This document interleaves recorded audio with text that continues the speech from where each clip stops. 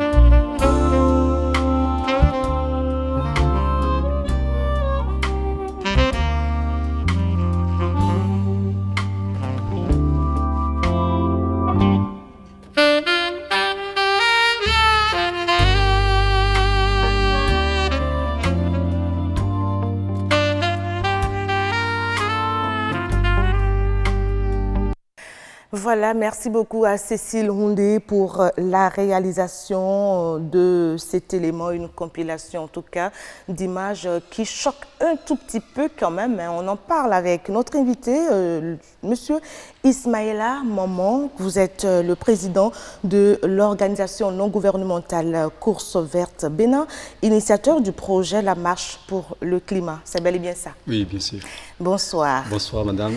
Alors, nous allons parler donc de la répression contre les actes d'insalubrité au Bénin. Alors, de quelle pollution concrètement parle-t-on ici? Ici, on parle plus de la pollution visuelle. Et madame, permettez-moi d'abord de vous dire d'abord deux mots avant de commencer.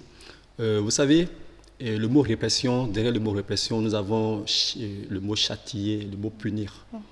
Mais je peux vous dire que, vous affirmez que les populations veulent changer. Et ils font beaucoup d'efforts pour changer leur comportement par rapport à leur cas de vie. Mais on ne les aide pas. Donc, moi, je préfère qu'on change le mot répression. Et parce que ça ne va pas résoudre le problème. L'autre chose est quoi? C'est qu'il est très facile d'arrêter la pollution que de l'arrêter ou de réprimer les gens. Voilà. D'accord. On peut revenir à ma question. De quelle pollution on parle concrètement? Est-ce que c'est la pollution de l'environnement où on voit que c'est quand même les sachets, les tas d'immondices qui jonchent un peu les rues et ruelles de nos villes et villages, ou bien la pollution due au gaz d'échappement? De quoi on parle concrètement?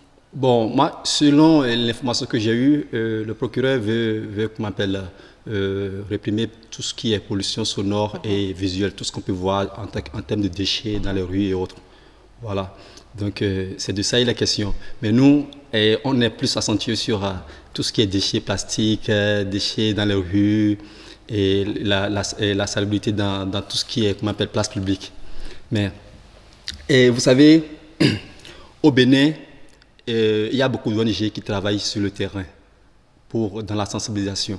Tout part de là. C'est la clé en réalité de cette lutte. Et vous, vous estimez que pour arriver à bout de ce combat-là, c'est pour qu'on puisse changer quand même de mots. Pour vous, répression n'a pas sa place là. Et pourquoi? Je voudrais bien savoir. Voilà, merci madame. Vous savez, on va caricaturer. Vous êtes dans votre maison, une petite maison, et vous produisez des déchets chaque jour.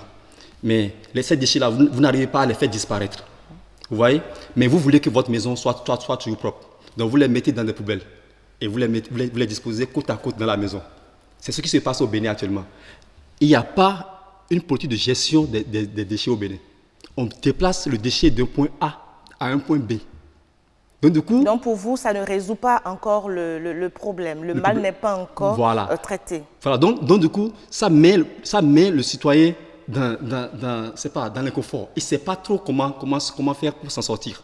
Vous voyez, parce que nous avons fait une activité où nous sommes allés à Calavi, derrière juste la mairie, où il y a un tas d'immondices. Nous sommes allés voir les populations pour leur poser des questions. Eux-mêmes, ils veulent s'en débarrasser.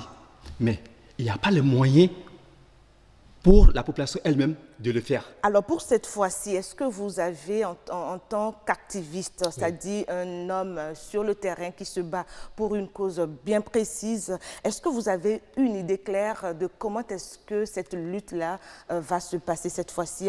Ça a été quand même le procureur Mariano, mettons-nous, qui est revenu là-dessus. Est-ce que vous avez une idée de comment ça va se passer cette lutte? Oui, c'est un peu comme ce qui a été fait déjà pour la première fois. Parce qu'on a dit reprise, voilà. Ça veut dire que ça a été déjà fait une fois. C'était dans la semaine où nous, on a fait une photo choc, où j'étais assis sur un tas d'immondices, comme si j'étais dans un bureau, et la photo a fait le tour du monde. Il y a des anciens ministres de l'Environnement qui ont retweeté la photo en son temps. C'était dans la même semaine que le procureur était sorti en son temps pour réprimer. Vous voyez? Donc, je pense que la répression seule ne pourra pas résoudre le problème. Ce serait une veille de la police. La police sera là pour veiller à ce que les gens ne jettent pas les ordures. Mais est-ce qu'on ne doit pas aller au fond du problème? Est-ce qu'on ne doit pas aller à la source même? Pourquoi est-ce que le Béninois et la population sortent pour aller jeter? À votre avis, répondez. À votre avis, c'est quoi? Juste parce qu'il n'y a pas une politique adéquate pour pouvoir les permettre de mieux gérer les déchets qu'ils ont. C'est en réalité ça. Et pour vous, il est urgent qu'on puisse trouver déjà solution à ce problème, voilà. Déjà au niveau de chaque ménage. Voilà. Et de chaque ménage maintenant, de chaque maison, de chaque quartier. Vous voyez, maintenant c'est la gestion des déchets en réalité le problème. Il faut que la lutte que le gouvernement veut mener soit crédible.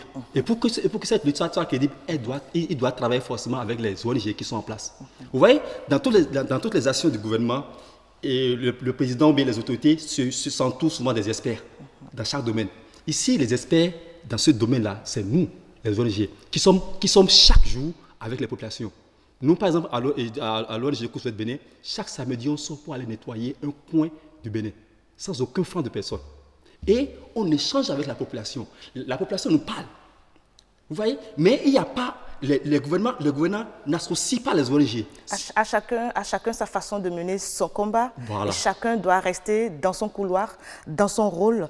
Mais il faut quand même à un moment donné, parce qu'il y a de ces comportements qui reviennent à chaque fois, récidivistes et tout. Mais dites-moi, il faut quand même qu'on puisse sévir à un moment donné. Selon vous, quels sont ces actes-là qu'il faut commencer par frapper dessus? Oui, par exemple... vous savez, et comme le dit une ONG ici sur la place Brigade Verte, dehors c'est aussi chez nous. Voilà. Et quand vous salissez dehors, c'est comme si vous salissez chez vous parce que dehors, ça commence pour indiquer une maison. On dit souvent, il est de tel quartier, il est de telle ville. Et c'est vous qui êtes là. Et quand ça serait sale, on dira, les gens de tel quartier, de telle zone sont sales. Donc du coup, je pense qu'on doit commencer par servir peut-être quand toutes les conditions seront réunies. Je reviens toujours sur ça, madame. Il faut nécessairement que toutes les conditions soient réunies. Vous allez par exemple au niveau de Missebo. Le citoyen qui est venu jeter des ordures dans la bac là, il a vu que la bac est déjà remplie. Personne n'est venu ramasser.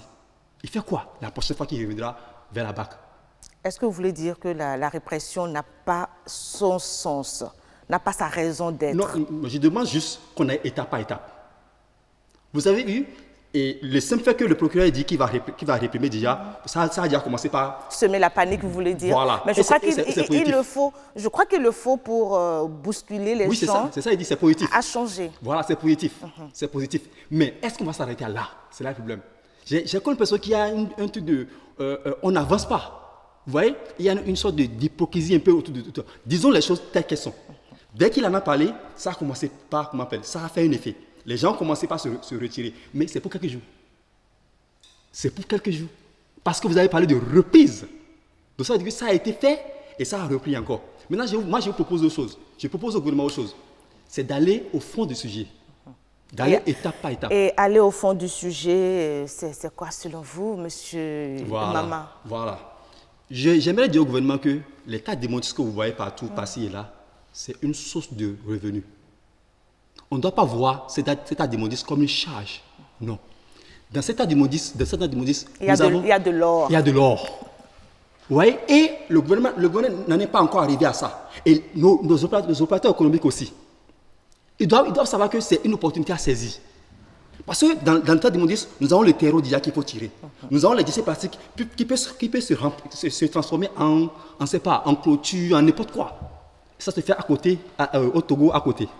Donc du coup, quand la population verra que la gestion est déjà faite, la gestion commence pas à se faire autour des déchets, vous allez voir que ça va agir directement sur le comportement des citoyens. Actuellement, vous savez bien que plus aucun citoyen ne jette les fers. Vous savez ça parce que les fers se vendent maintenant. Ça se recycle. Si tout est mis en place de telle sorte que le déchet plastique qui est le plus utilisé au Bénin, dans toute l'Afrique, devient maintenant quelque chose qu'on peut recycler, alors là, quand il va finir d'utiliser son déchet plastique, au lieu de le jeter dans la nature, il récupère ça quelque part. On ne va pas en tout cas revenir sur ce combat de déchets plastiques parce que ça fait un autre débat carrément. Okay. Mais est-ce que vous n'avez pas l'impression qu'il y aura des gens qui seront interpellés? Enfin, moi, je ne sais pas, j'ai mes doutes, juste une idée comme ça qui vont faire l'objet de poursuites par la suite. Bien sûr. Ah bien sûr, parce que quand vous allez pas à Zongo, les gens se lèvent la nuit et puis ils vont jeter des ordures dans le terre plein. C'est dangereux. On peut les poursuivre pour ça. Bien sûr. En fait, vous savez, la pollution tue. La pollution tue. Et c'est aussi un crime, quoi. Parce que quand vous rendez insalubre le cadre de vie des gens et que les mouches prennent des microbes pour aller les déposer dans la nourriture pour que les gens mangent et qui tombent malades. Mais vous êtes l'auteur en réalité. Vous aurez été à la cause de ce mal-là. Donc du coup, déjà il y a même l'aspect aussi. Notre ville, elle n'est pas belle juste parce qu'il y a beaucoup de tas d'ordures. Et ça, c'est pas bien. La pollution et salir, comment on appelle, les espaces publics, c'est déjà un crime pour moi, quoi. Vous voyez, on peut sévir, mais ne nous limitons pas seulement à ça.